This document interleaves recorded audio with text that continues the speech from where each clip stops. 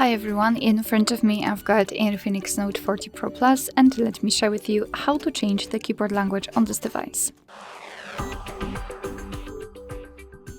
So let's start with opening the app which will provide you with the keyboard. So for example, messages, notes, browser, the settings, whatever, just have the keyboard on the screen.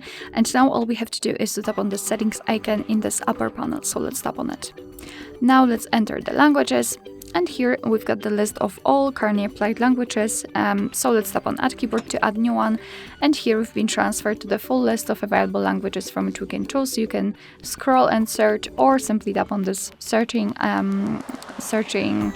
section and enter the name of the language you'd like to use. Tap on it and you can choose from the keyboard types.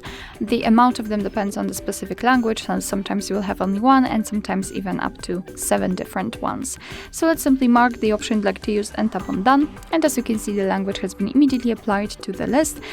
Before I'll show you how to remove the language to replace it completely, let me go back to the keyboard to show you how to use it.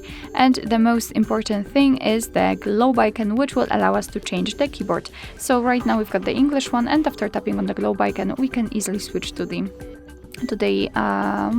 Urdu one. Let's tap on it again and again, English. What is more, the spacebar, it's not empty anymore. Right now we've got the name of the language we're currently using. So in order to remove the language, simply enter the settings, tap on the languages, and here in this tab just tap on this edit icon in the right upper corner.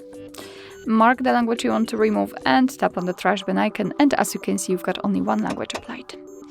Alright, so that will be all. Thank you so much for watching. I hope that this video was helpful, and if it was, please hit the subscribe button and leave the thumbs up.